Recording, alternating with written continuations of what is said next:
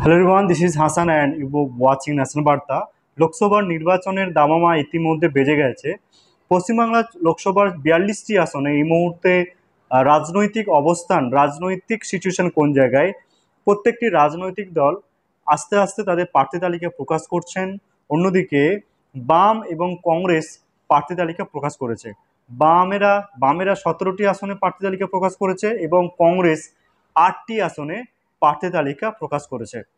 বামেরা যে সমস্ত আসনগুলিতে প্রার্থী তালিকা প্রকাশ করেছেন সেই সমস্ত আসনগুলিতে কংগ্রেস কিন্তু প্রার্থী দেননি।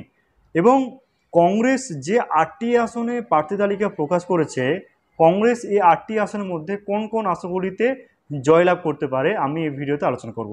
দ্বিতীয় যে বিষয়টা, যে কংগ্রেস এবং বামের জোটের ফলে কি কংগ্রেসের জয়লাভ করা আরও সহজ হয়ে গেল, বা কংগ্রেসের আসনগুলিতে জয়লাভের স্বপ্ন কি আরও বেড়ে গেল, আমি এই ভিডিওতে আলোচনা করব। কংগ্রেস যে সমস্ত আসনগুলিতে জয়লাভ করার সম্ভাবনা অত্যধিক প্রবল এবং জয়লাভ করার সম্ভাবনা 90%, সেই সমস্ত আসনগুলি হচ্ছে বহরমপুর একটি অন্যতম কেন্দ্র। বহরমপুরে 5বারের সাংসদ অধীর রঞ্জন চৌধুরী তিনি এই কেন্দ্রে প্রার্থী হয়েছেন এবং অধীর রঞ্জন চৌধুরীর অপোজিট ফেস হচ্ছে টিএমসির হচ্ছে ইউসুফ পাঠান গুজরাটের ছেলে, বিখ্যাত ক্রিকেটার।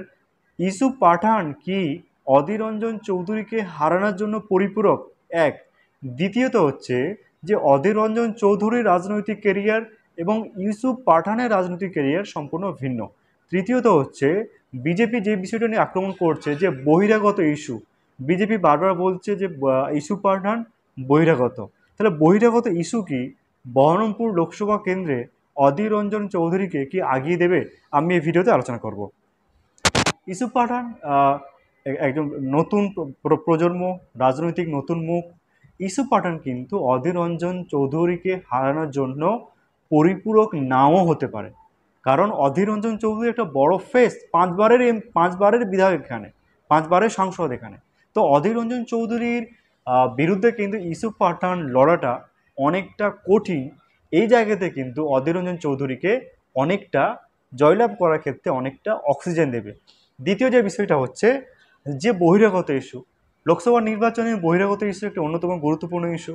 অধীর রঞ্জন চৌধুরী এই দিক থেকে সুযোগ সুবিধা পাবে, এই দিক থেকে অধীর রঞ্জন চৌধুরী অক্সিজেন পাবে। তৃতীয়ত হচ্ছে যে বহরমপুরের মানুষ কাকে চাইবে, অধীর রঞ্জন চৌধুরী না ইউসুফ পাঠান? অধীর রঞ্জন চৌধুরী ওখানকার পুরাতন লিডার, দীর্ঘদিন ধরে অধীর রঞ্জন চৌধুরীকে দেখে আসছে, কিন্তু সেই তুলনায় ইউসুফ পাঠানের প্রতি বহরমপুরের মানুষ অতটা অভ্যস্ত নয়। চতুর্থ বিষয় যে বামেদের সমর্থনে কিছুটা ভোট যদি কংগ্রেস পায়, তাহলে কিন্তু কংগ্রেসের জয়লাভ করার ক্ষেত্রে কিন্তু অনেকটা ইজি হবে, অর্থাৎ বহরমপুর কেন্দ্রে কিন্তু জয়লাভ করবে কংগ্রেস।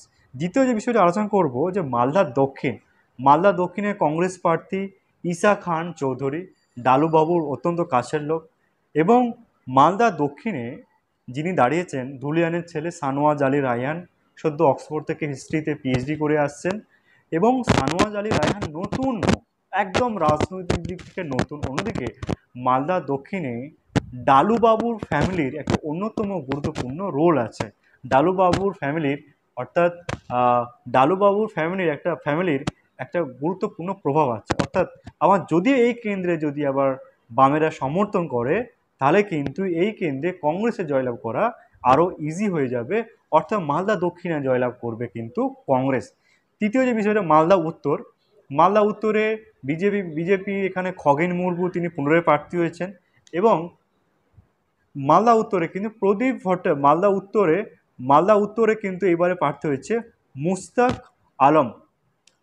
মুস্তাক আলম মালদা উত্তরে একটি অন্যতম জনপ্রিয় নেতা, বহুদিন ধরে গ্রাসরুটে কাজ করছেন এবং মালদা উত্তরে একটা বিজেপির একটা প্রভাব আছে। খগেন মুর্মু এখান থেকে জয়লাভ করেছিলেন। এবারে কিন্তু যদি বামেরা মালদা উত্তরে মোস্তাক আলমকে সাপোর্ট করছে, তাহলে কিন্তু মোস্তাক আলমের সাথে বিজেপি হাড্ডাহাড্ডি লড়াই হবার সম্ভাবনা অত্যধিক প্রবল, অর্থাৎ এই কেন্দ্রে কংগ্রেস জয়লাভ করতেও পারে। পরবর্তী আসন জঙ্গিপুর কেন্দ্রে এবারে প্রার্থী হয়েছে মোহাম্মদ মোর্তজা হোসেন জঙ্গিপুরে অত্যন্ত কংগ্রেসের জনপ্রিয় নেতা এবং জঙ্গিপুরে কিন্তু কংগ্রেসের সাথে টিএমসির কিন্তু হাড্ডাহাড্ডি লড়াই লক্ষ্য করা যেতে পারে। অর্থাৎ মেনলি বহরমপুর, মালদা উত্তর, মালদা দক্ষিণ এবং জঙ্গিপুর, এই এই 4টি আসনের মধ্যে 3টি আসনে জয়লাভ করার সম্ভাবনা কংগ্রেসের প্রবল, একটি আসনে জয়লাভ করার সম্ভাবনা, হাড্ডাহাড্ডি লড়াই হওয়ার সম্ভাবনা একটু বেশি, তার মধ্যে হচ্ছে জঙ্গিপুর। অর্থাৎ কংগ্রেসের এই আসনগুলি আলোচনা করলাম। এই বিষয়ে আপনাদের গুরুত্বপূর্ণ মতামত অবশ্যই কমেন্ট করে জানান। ভালো লাগলে লাইক কমেন্ট অবশ্যই করবেন, সাবস্ক্রাইব করতে ভুলবেন না, কারণ ন্যাশনাল বার্তা প্রত্যেকটি খবর পুঙ্খানুপুঙ্খভাবে নিউজে